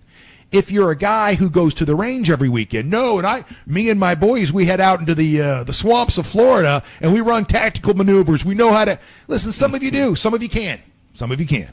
Some of you are ex-military. You can apply that. All right, but most people aren't.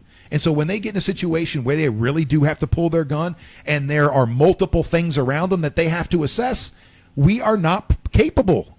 So to think that you're going to be saved the majority of the time by a random citizen who's packing is not the case. It's going to be by the professionals. Well, Elliot in our Facebook stream here makes a good point, which is Joe Sixpack's 9mm under his pillow is not what's keeping the U.S. military from doing whatever they want. That's true. So, I mean, that's a great point. But I'm and this is so people get familiar with my approach to these things. Oftentimes, especially when I go on TV like I did this weekend, I'm not giving my opinion.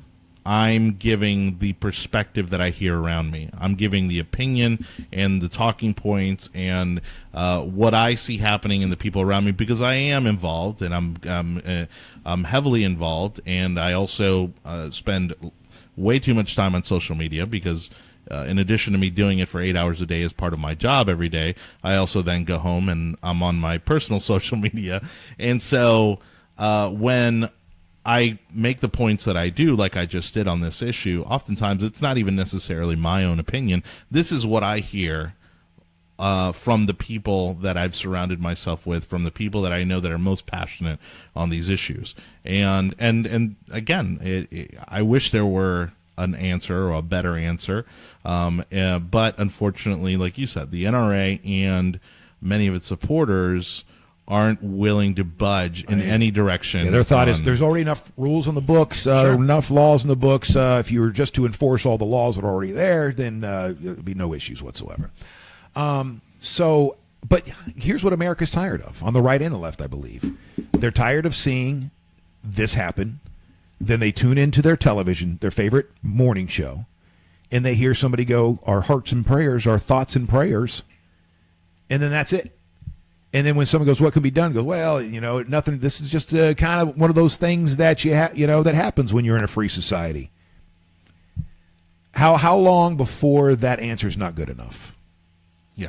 To the masses, not just to people here and there, but to the masses. How long before that is that answer is not good enough? I don't know what the answer is, but I do know that you need to focus on the mental health issues here in America. And that is not an easy thing to tackle. All right, let's move on to a couple of other things. And I want to bring this up because I'm a new homeowner. And I can't wait to meet my neighbors. I'm meeting them slowly but surely, and so far everybody's been really nice. I was going to say, yeah, you got some goodie bags and stuff or something, right? Yeah, immediately. The guy across the street, Stan and Lauren, across the street from us. Yeah. And they're moving, so they're not even going to be there in 2 weeks. Oh, wow. But they've been introduced or, welcomed us with a basket. Which I think is so cool, and it's something that people don't do anymore. But it's a little like, hey, welcome to the neighborhood. Here's a few things to get you by while you get settled in. Yes. And you better believe we ate everything in there after my nieces stole the good stuff. All the good candy that they put in there. So all we had left was apples and popcorn. Was Halloween not enough for you? No, not at all. Jesus. So I saw the story where Senator Rand Paul's was, I guess he and his neighbor don't get along. And I hope this doesn't happen.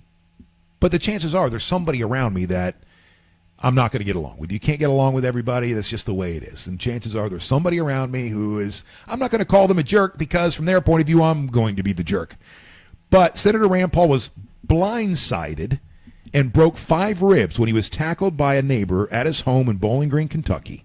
So I guess Rand Paul was mowing his lawn, working in the yard, which I think we could talk about that for a minute. Yeah, I mean, he was mowing the lawn. He was working in the yard. He didn't have somebody else doing. That's amazing. Well, what's interesting is, and again, I like to surround myself with people from all walks of life, and I have some very good friends of mine who are libertarian, and they were posting pictures of Rand Paul on a riding lawnmower, and I've seen this from some other legislators and stuff like that, but it's actually one of the things I like about Rand Paul. He seems to be a very grounded guy. And so it doesn't surprise me, but it is still weird. Like, it's just not what we expect, right? I'd say he's I'm sure there's a lot of there are a lot of grounded men and women in politics and whatnot, or in that class, that social, that economic class. Well, I think it's one of these ways to disconnect for them too. It's a way for them to kind of, do something that's mindless. True. and something that's no pressure, no. You're right. Just follow the line. Just keep going, and then at the end, you look back and you have this great sense of satisfaction. Yeah. And listen, George W. Bush was famously when he went on his vacations back to the ranch would clear brush. That's right. Well, he wouldn't sit there and just drink. He'd clear brush while he was out there. Yeah. And Reagan. Oh yeah. Oh, that's right. That's right. So anyway, he gets attacked out of nowhere, and we don't have details yet on why. I can't wait to get to the bottom of this, but I guess these two guys don't necessarily get along. They do have some kind of a history. A criminal complaint says Paul told police that his neighbor came onto his property and tackled him from behind, forcing him to the ground, causing pain. He broke 5 ribs. A neighbor said that the two men have had ongoing problems and that Paul was mowing a lawn at the time of the assault. So he's mowing. This guy comes up behind him, tackles him so hard that it breaks 5 ribs. I'm making a prediction right now. This is like when you're watching football. This was like yesterday, the Tampa Bay Buccaneers. If there wasn't a horrible mass shooting in America yesterday, I would say that was the biggest tragedy in America yesterday. I'm not. Did you watch? I'm not protesting, but no, I didn't watch the game. I honestly just couldn't care less about the NFL, and it has nothing to do with our current state of politics and whatnot. I'm a very casual sports fan, like I told you. I watch Sports Center. I get caught up on the highlights and the news and what's going on, so that way I can have conversations with people about it. But other than that, I don't really care to sit in front of my TV on a Sunday and watch guys beat each other up for 4 hours. So here's let me tell you what went down. Jameis Winston got knocked out of the game, shoulder. He's on the sideline. There's a play that's near him, and he starts, I guess he's going back and forth, taunting the cornerback cornerback from the opposing team, the New Orleans Saints. And as he's going down the sideline, he's the cornerback's pointing, he's going like this and talking. As the guy turns his head, Jameis Winston reaches out and pokes him right in the back of the head on purpose. And then pretends like he didn't do it and is still pointing down the way, right? Yeah. So that guy turns around, confronts Jameis, pushes him. Then about 2 seconds later, Mike Evans comes flying into the frame and just knocks this guy on his ass. He was completely blindsided. I was just Googling, has Mike Evans been suspended yet? He should be suspended, I would imagine, today. And all of this makes more sense to me now because I had no idea what people were talking about. So Mike Evans should be suspended today. There's a part of me that thinks Jameis Winston should be suspended for a game. You come off the sideline like that and touch another player that ends in that. Sorry, I'm a Tampa Bay Buccaneer fan. It took everything in me to watch that game yesterday. As a matter of fact, it was at that moment that sucked me into the rest of the game. I was about to turn off the television because it was such an abysmal, game. Sure. And it was just my anxiety couldn't take it. Right. But that happened, then I'm sucked in because now I want to see if there's going to be retaliation because they didn't kick. It starts a really interesting storyline beneath the game. So they didn't kick Mike Evans out of the game at that point because I don't know for whatever reason. They're not allowed to go to the replay to see what happened because it didn't have yeah, right. I'm They're sure not allowed to go to the some replay for rule that. Right. Yeah. So they have to make the decision there on the field. So I guess they only saw so much of it, and Mike Evans was able to stay in the game. I'm surprised he didn't get his head taken off before the end of the game. Yeah. But here's what happened. I don't know how long after this happened, but it wasn't too long after. Somebody did go down to the Buccaneers. And one of those situations where everybody comes on the field and they're waiting because he's not getting back up, and they finally get him off the field and he ends up in an ambulance. And so it wasn't it wasn't a retaliatory. Did I just make up a word? No, that was a good one. It wasn't retaliatory. I shouldn't have gone after it twice. Retaliatory. Retaliatory. All right, I got it right the first time. This is where I blame the Florida public school system on. You and me both. Oh, well, good Scrabble points though. Well, then if you went to the Florida public school system and you know words, then I can't blame. It's all on me. Can I blame Ocoee? Are you from Ocoee? No. All right, I'll blame Ocoee. Not. From the Banana Republic of Miami. Right. So I can't remember who it was, and the Bucs went down, and that was one of those moments where everybody on the field is worried, and then everybody calmed down afterwards. But this is going back to the story of Rand Paul. This is what I think happened. I think I think this guy that tackled Rand Paul was Mike Evans. He came flying in and out of the frame because he thought he was defending his quarterback or something like that. I have a feeling Rand Paul instigated whatever happened, and what we saw is just like when you watch one of these football games. The guy that always gets flagged is the guy that retaliates, not the guy that instigates. So I want to know. I can't wait to find out what Rand Paul did, because a neighbor's just not going, oh, his back is turned. Yeah. Boom, boom. Not only that, let's remember that this is a sitting congressman. No, I'm sorry, sitting senator. Yeah. And the fact that there are going to be major repercussions from this, like the fact that he's going to probably end up on a no-fly list, he's going to end up on the Secret Service watch list. Like, this guy is going to have to carry this for the rest of his life. That guy. This is a huge pivotal moment in that guy's life. I can't wait to see how it plays out. I wouldn't be surprised if he lost his job and he. Well, then that's an abuse of power on Rand Paul's. That would be a whole other can of worms. I think it's going to happen, right? Because again, now this company. Because you attacked a senator. Sure, yeah. I see what you're saying. Whatever. I mean, this is obviously an affluent neighborhood, right? So I'm sure this guy probably makes a good living and works God knows where, but. this company is probably not going to want to be associated with him because he just assaulted a sitting U.S. senator. Well, we'll see. Luckily, Rand Paul is a guy who seemingly takes care of himself. He, works out, and is in pretty good physical shape, and so I think anybody else, it would have been maybe far worse. But I mean, the damage, obviously. Rand Paul took the brunt of whatever happened. Yeah, to break 5 ribs, that takes a little bit. That takes a little. That take a couple of psi in order to make that happen. A professor's awe-inspiring answer on falling in love melts students' hearts from ABC News. How do you know you're in love? How did you know? I've actually had the love at first sight thing happen to me. And you married her? No. But it's kind of like a Notebook thing. I'm hoping that at some point it just comes around and it happens. Oh, so Haley Berry? She's still in my life to a certain extent, but she is currently married to someone else. Well, okay. But love at first sight. So as soon as you saw her, angels started to sing. It was West Side Story. I walked into this, and I know it sounds terrible and cheesy, and I walked into this nightclub, and everything else around disappeared. Everything else just like the music went away, the people went away, like it was just me and her the rest of the night. Well, it's an age-old question, but one assistant professor's inspiring response has gone viral. Speech and debate coach Dan West, who teaches Introduction to Human Communications at Ohio University in Athens, spends one full day of his 400-person class answering questions about love and relationships. He's done it for 10 years. As students are allowed to write down whatever questions, blah, blah, blah, but here's the one that came across. How do you know you're in love? He writes, it just hits you. If you plan to be in love, you're not going to fall in love. Love is something that happens. When West called on his own experience of realizing how he was in love with his wife of 24 years, Vicki West, to further make his point. Quote, I started dating my wife, and she had come to see me for the weekend, the assistant professor said.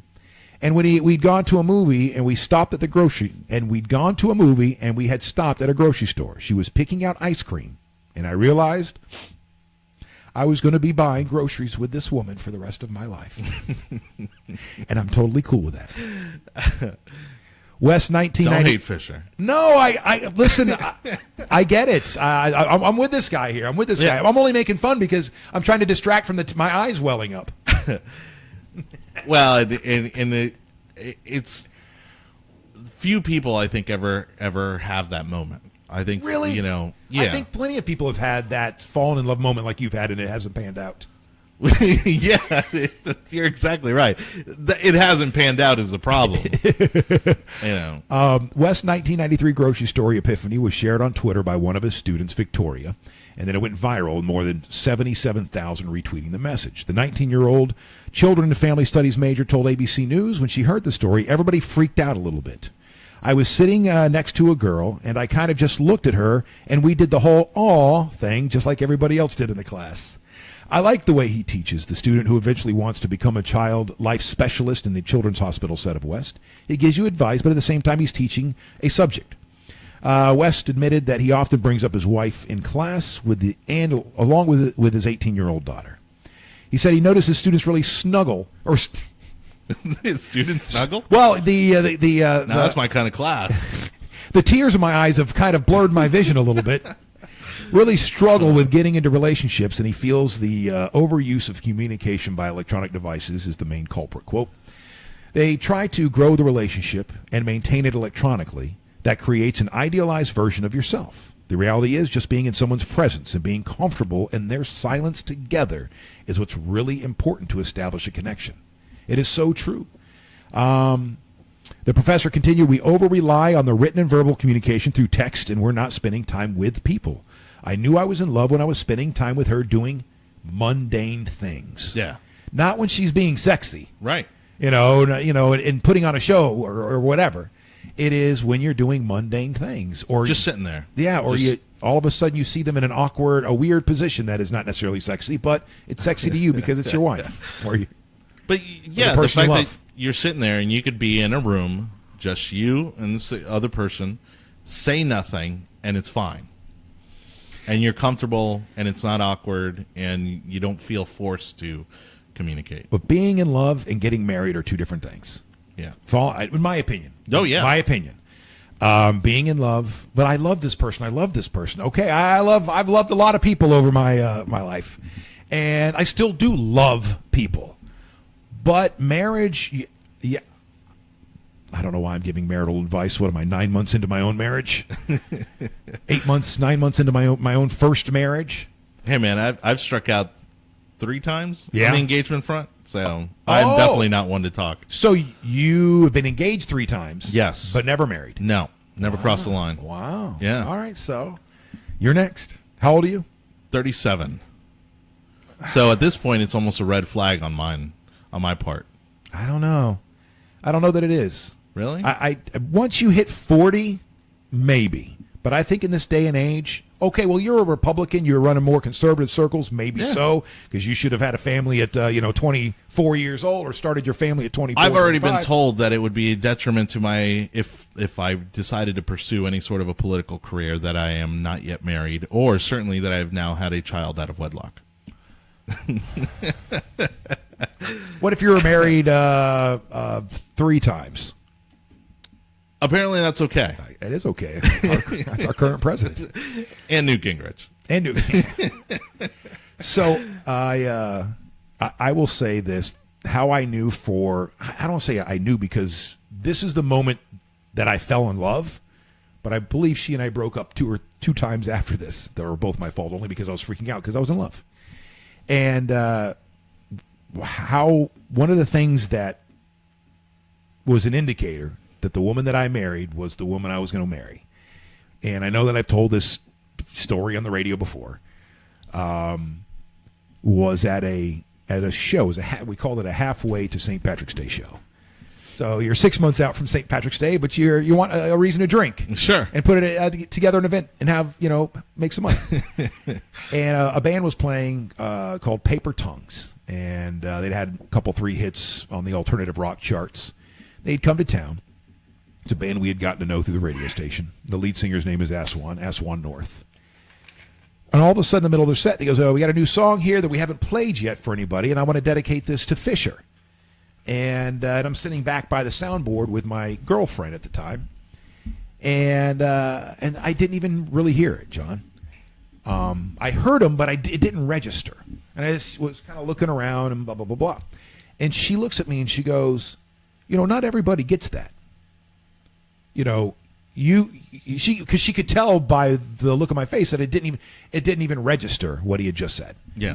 Now, granted, this is I'm not trying to be rude or anything. This isn't the Rolling Stones or something like that. But still, it's Paper Tongues. It's a national act. They've had songs on the radio. I've become friends with the lead singer of the band, and so when she says, not everybody gets that, and then she goes kind of into this diatribe, and after she was done. I had an epiphany, like right then and there, where my entire radio career came rushing past me. And I saw moment after moment after moment after moment that I'd missed for 20 years because of whatever psychological reasons that we will get to learn about, as the show progresses. But somebody I could never be in the moment. My brain was always somewhere else. You're always thinking ahead.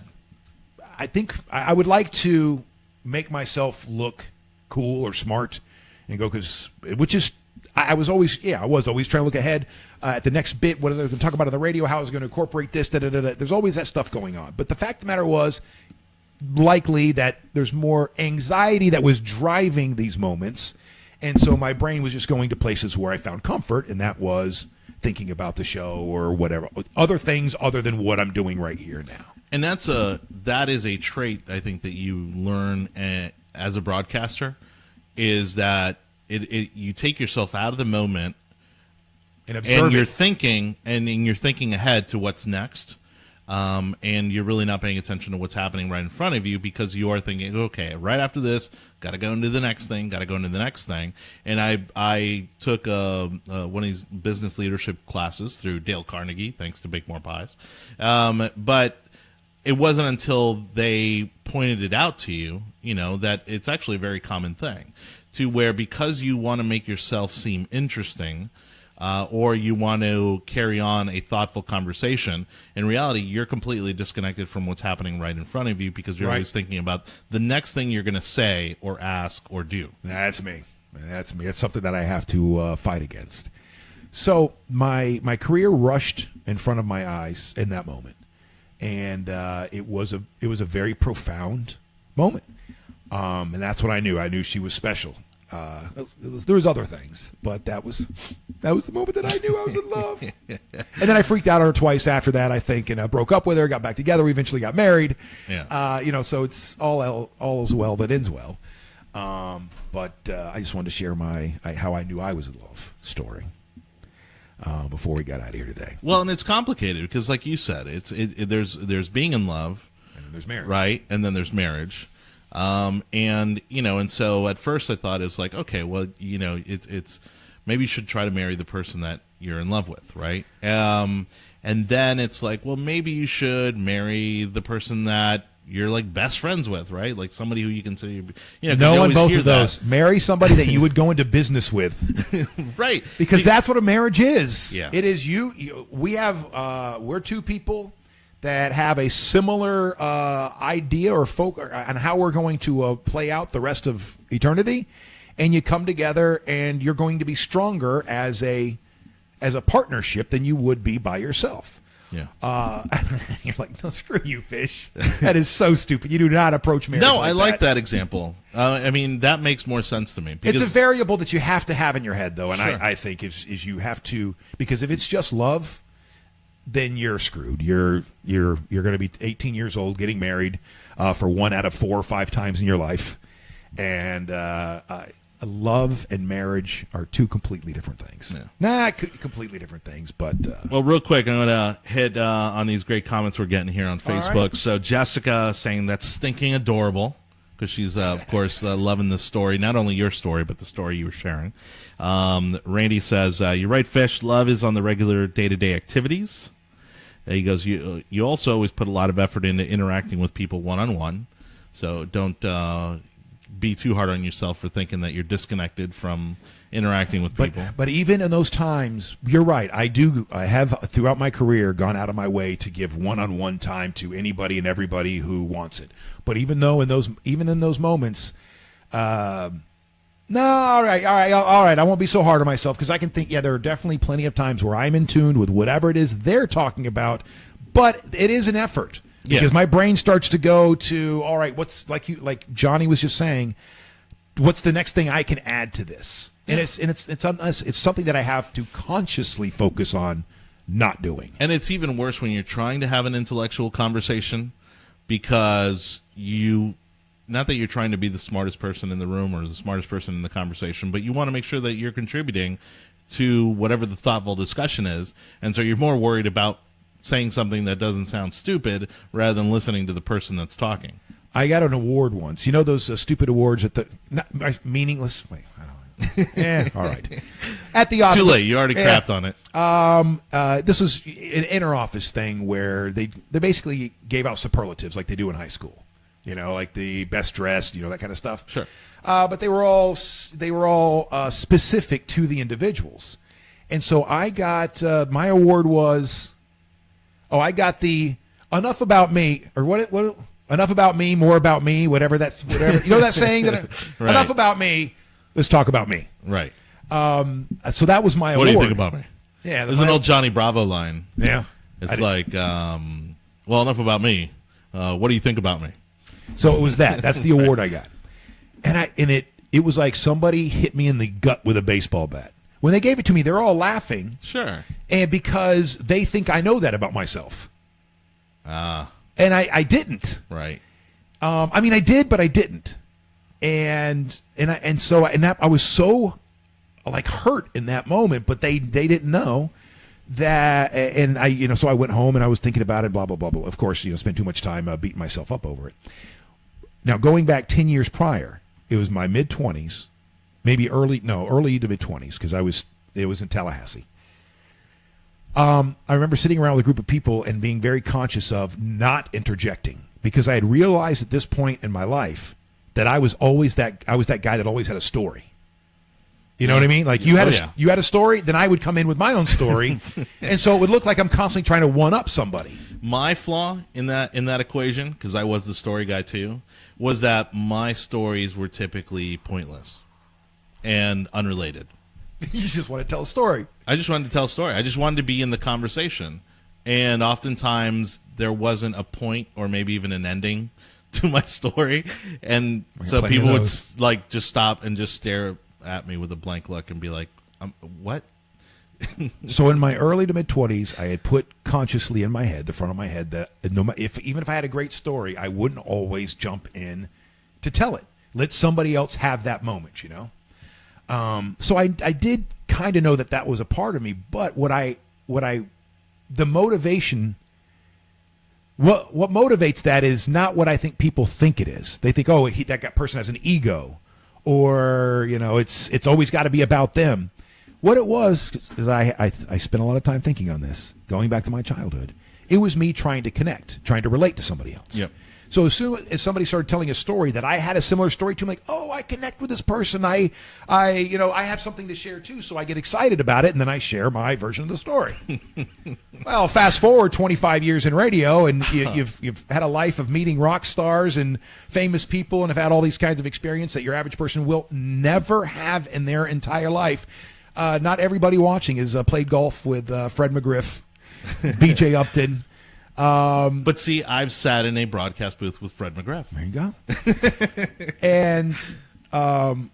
And so then I realized at some point that I really have to dial down my stories. Yeah. Because nobody's going to have no average person's going to have some of the stories that the people that in media and radio. So you became a one-upper. But at least you were On self-aware enough to realize it and then pull back. Somewhat, and it wasn't until I got that award that, you know, the Enough About Me, Let's Talk About Me award, that it really was set in. Mm-hmm. And I felt so bad because, again, and not only that, but I bet you if they knew at the time the way that it made me feel, they would have felt horrible. But from their vantage point, they probably knew.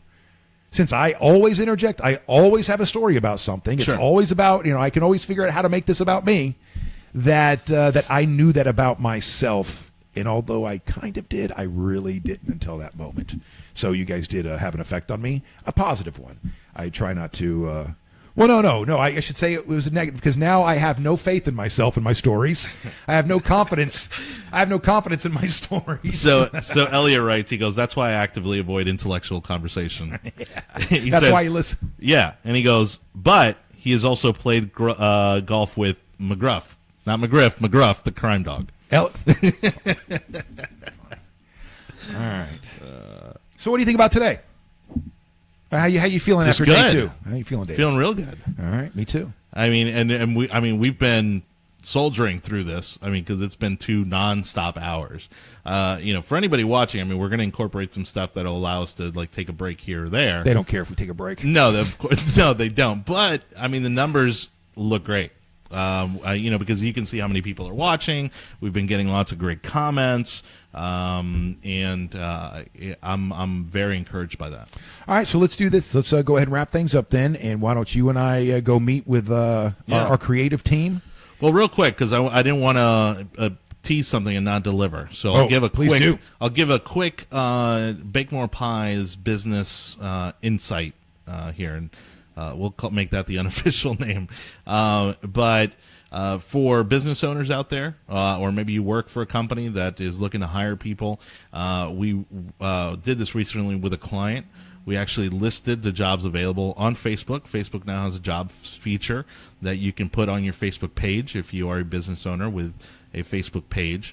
And we put up, I think it was 3 or 4 different open positions for this one particular client. And this is a very specialized field. It's a medical practice.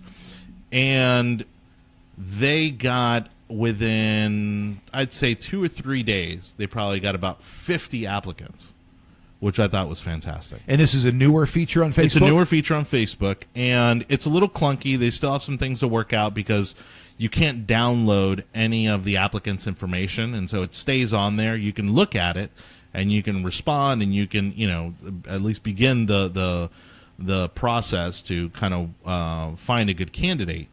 But I think what people like about it, because again we're lazy, is that people within I'd say 5 minutes, 10 minutes can apply for a job opening right through their Facebook account. All right, so if you're a business who has a Facebook account, post your stuff there. And you're saying it's not right in the post, but there's a special section that you go into. That's right. There's a jobs section on your page. So if you go back into the settings, it's a feature that you can turn on and off. And if you have job openings on there, post them.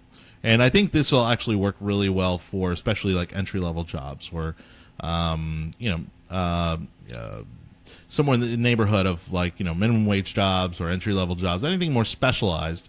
And again, this was kind of the drawback we found with for our client was that it was hard to get them to then go to the website or go to the actual portal, because again, it's a more specialized thing. But I think if it's so you apply right through that as well. Oh, right through Facebook. You don't leave Facebook at all. All right. And again, so our Bake More Pies business tip of the day. Yeah. Marketing tip of the day. Well, and hiring costs a lot of money. If you hire a recruiter or if you have a headhunter or that sort of thing. Even just listing job openings in the paper.